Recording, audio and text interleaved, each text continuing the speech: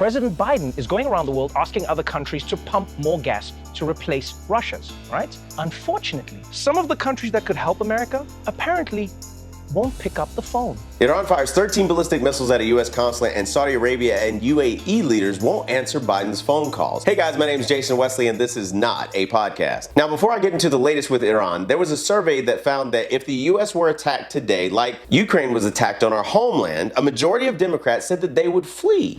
Stop, men! Do not flee! Most Democrats said they'd flee, not fight a Ukraine-style invasion. Too many Americans have forgotten the meaning of home of the brave. The pollster asked, what would you do if you were in the same position as Ukrainians are now? Stay and fight or leave the country? Shockingly, more than half of Democrats, 52%, said they'd cut and run if the U.S. homeland were invaded. We aren't talking about women and children or even some cadre of pacifists and conscientious objectors. This is most Democrats saying that they would rather leave America than defend it. Only a pathetic 40% said that they would stick around. It reminds me of that scene from Braveheart. What will you do without freedom? Will you fight? Right? Against that? No! We will run! And we will live. Anyways, Iran fires 13 ballistic missiles at a U.S. consulate in Erbil, Iraq, but Biden's Deputy Secretary of State says that the consulate wasn't the intended target. This was a very concerning attack, as General Keane pointed out. Indeed, we do not believe that the consulate was actually the target of this missile attack. Really? Iran said it was them. The Biden administration's response, nah, it wasn't them. Now, why would they say that? It's because they want a deal with Iran. You know, we are very concerned about what Iran is doing, but imagine these Iranians with a nuclear weapon. We need to get that off the table so we can address their malign behavior in the Middle East, and we will do all of the above. But first, we've got to get this deal, and it is not yet closed. Now, what does that mean? That means sending Iran loads of cash, like they did pallets of cash in the middle of night. Media covers it up. The Iran nuclear deal has been a major issue in this year's presidential election. Detractors blame Hillary Clinton and the Obama administration for caving to Iranian demands while receiving little in return. Now, revelations about U.S. payments to the Iranian government add a new wrinkle to those critiques. In hopes that they don't get nuclear weapons. I mean, that's a smart strategy, right? It's like a kid paying off a bully that wants to beat him up in hopes that he doesn't beat him up. You wouldn't like to sort of let me pass by your street today for free, would you? Why should I? Well, then I could give Paul back a nickel I sort of owe him. Who's stopping you?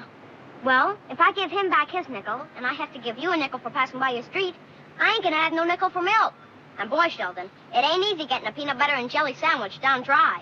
Now, does that show strength or weakness? Brett Baier presses her by asking how Americans are supposed to make sense of what the administration is saying and what we're seeing with our own eyes. Secretary, you can understand the disconnect for the average American watching this happening. As we're sitting at a table, not only with the Iranians, but the Russians in Vienna, we are getting fired upon by Iran.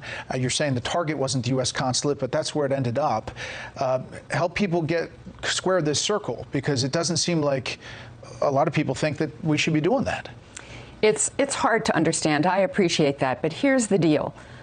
If Iran has a nuclear weapon, its ability to project power into the Middle East and to deter us, our allies and partners, is enormous. So President Biden believes very strongly, as does Secretary Blinken, as do I, that we need to make sure that Iran never obtains a nuclear weapon. And then we also need to deal with their malign behavior in the region. But first, we've got to make sure that they cannot obtain a nuclear weapon. Now, here's the crazy part, and it's not really the crazy part, but the Iran deal is being brokered by a Russian mediator. Biden administration relies on Russia to finalize Iran nuclear deal as Putin invades Ukraine. As Russian forces press further into Ukraine, threatening to spark a world war, the Biden administration is rushing to finalize a Russia-brokered nuclear deal with Iran. Russia's further invasion of Ukraine is reprehensible, but we can't lose sight of the next national security crisis as it forms before our eyes. The Biden administration is reportedly rushing to finalize a deal with Iran, brokered by Russia, that it doesn't want Congress to review in violation of U.S. law. And the even crazier part is that the Biden administration is open to the possibility that China broker a deal between the U.S. and Russia. The hell are they thinking? Now remember, not long ago, according to the New York Times, the U.S. met with China over 3 months to present intelligence showing Russia's troop buildup near Ukraine Ukraine and to urge Beijing to help avert war. Chinese officials rebuffed the U.S. and shared the information with Moscow. The hell did you think was going to happen? Now, long before Russia ever invaded the Ukraine, Iran was ratcheting up the heat and the Biden administration was still doing nothing, just like they did in Afghanistan. Here's Ted Cruz just before the Afghanistan debacle questioning Wendy Sherman, the undersecretary. In the last 6 months, the Ayatollah has declared open season on the United States and our interests. The Iranians have attacked American forces repeatedly and killed a U.S. military contractor. They have tried to conduct terrorism on U.S. soil, even going so far as attempting kidnapping of an American journalist on American soil, sending an Iranian kidnap team to our country. They have launched attack after attack after attack on our Arab allies. They have launched multiple attacks on civilian vessels, including an attack on an Israeli ship, and killed citizens from 2 close U.S. allies, Great Britain and Romania. And in just the last few hours, there are reports of yet more ships being hit by Iranian mines. Meanwhile, the Biden administration has again and again declined to respond to these attacks. And worse, the Biden administration has revoked terrorism sanctions against Iran's terrorist proxies in Yemen. Your administration has removed Iranian officials from sanctions. You've dialed back enforcement of oil sanctions, including violations by the Chinese Communist Party. You've unlocked Iranian accounts worth billions of dollars to allow Iran to pay down debts, and pointedly, you have repeatedly declined to respond to Iranian attacks against our troops and haven't imposed a single new sanction. Why is it that the Biden administration has not responded and responded forcefully to these repeated Iranian attacks? Here's Representative Barr questioning the undersecretary a couple weeks ago about the Biden administration allowing Nord Stream 2 to continue and what the administration's plan was with Russia. Well, let me go back to and I was the author of the bill that ended up in the NDAA, and I know what happened with the Trump administration, and the fact that we had the authorization halted construction, and the fact is that because we authorized those sanctions, the construction was halted in December of 2019. All deep sea pipeline was finished. But the fact that it was 95% completed is immaterial. It wasn't happening. It wasn't operational. It had stopped.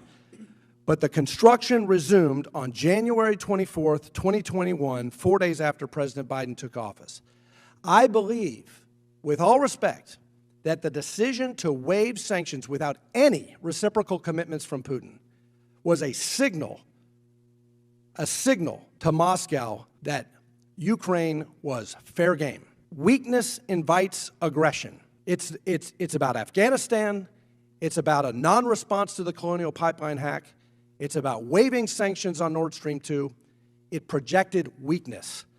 And now we are where we are. So my question to you is, what are we going to do about this massive loophole in the sanctions that we have imposed on Russian banks? What are we going to do about the general license that OFAC has granted in these sanctions, which the administration likes to pat itself on the back, saying that these are devastating, crushing sanctions? Really? When we are continuing to import 600,000 barrels of Russian oil because we have a general license, a huge energy loophole in these sanctions on Russian banks, and we continue to fill up the hard currency reserves of Putin to finance this war effort. When is the administration going to get really tough on sanctions? Congressman, I respectfully disagree both with your description of history and with where we are today. The ruble is down 30%, the stock market is closed, the foreign reserves are being depleted. These sanctions have had a real and true impact. And my time is expired. So let's take a step back and look at this foreign policy. We greenlight an oil pipeline for Russia, shut down the construction of a pipeline in America that could produce over 800,000 barrels a day, buy oil from Russia, negotiate a deal with Iran, and lift sanctions on this terrorist state, even though they've attacked Americans. And when Iran fires 13 ballistic missiles at a U.S. consulate and takes credit for the attack, we tell them, no, you didn't mean to. You meant to hit something else. Rely on Russia to broker a deal with Iran, finally stop buying oil from Russia, but then go to Iran and Venezuela to lift more sanctions and start buying oil from those dictator and terrorist regimes. And when terrorists attack and kill 13 servicemen and women, injuring hundreds, we do nothing. And when we do, we send one missile, blow up one van, killing 7 children and completely missing our target. That day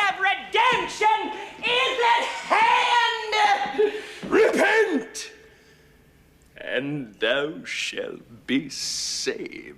Maybe that's why Saudi Arabia and the UAE leaders won't answer Biden's phone calls. Saudi Arabia UAE leaders decline calls from Biden amid surging oil prices. The leaders of Saudi Arabia and the United Arab Emirates declined the White House's request to speak with President Biden about rising oil prices, according to a report Wednesday. Saudi Crown Prince Mohammed bin Salman and the UAE's Sheikh Mohammed bin Zayed Al Nahyan turned down the opportunity to speak with Mr. Biden, the Wall Street Journal reported, citing U.S. and Middle East officials. There was some expectation of a phone call, but it didn't happen. A U.S. official told the Journal of a planned discussion between Prince Mohammed and Mr. Biden. The report comes out as the Biden administration needs Saudi Arabia and other oil-rich countries to ramp up their supplies after banning Russian oil imports on Tuesday. The ban sent the price of oil to $130 a barrel, the highest level in 14 years. Hell, even Trevor Noah admits that this would not have happened under a Trump administration. And you know what? You can say what you want, but this would have never happened to Donald Trump.